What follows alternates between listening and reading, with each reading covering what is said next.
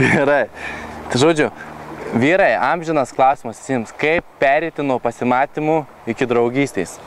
Jūs susipažinote su žavia mergina, ne? Ir norite su ją draugauti. Klausimas, kaip taip pat viskų gali būti su ją atsitikti. Ir ta informacija bus tau numeris 1, kuris sakys, jei tu jai santykius ar ne.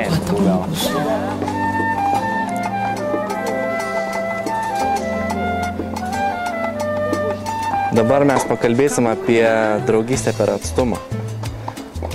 Ne, tarkim, tu susipažinai su moterimi, kuri yra iš kitų miestų.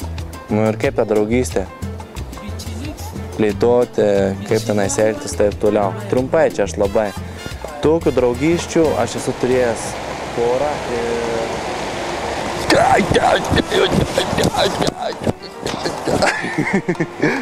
Ok, kaip išlaikyti moters susidomėjimą santykiuose?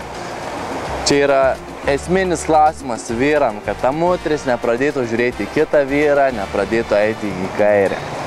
Tai va, numeris 1 ir pats svarbiausias dalykas, norint išlaikyti jo susidomėjimą tavimi. Ir žinai, ką tu padarai? Tu pats jas išvalai, bet taip gerai išvalai, kaip tu nori matyti.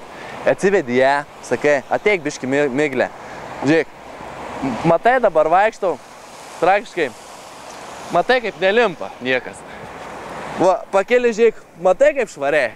Tai va, miglė, jeigu tu mane gerbi, varyk ją pas kitus vyrus.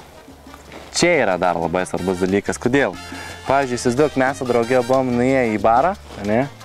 Ir, nu, ten klubas baras ir atėjo toks vyras, supranti, ten yra aukštas, stilingas, žinai, susitvarkęs ten šukuosenas, supranti, bateliai spindi.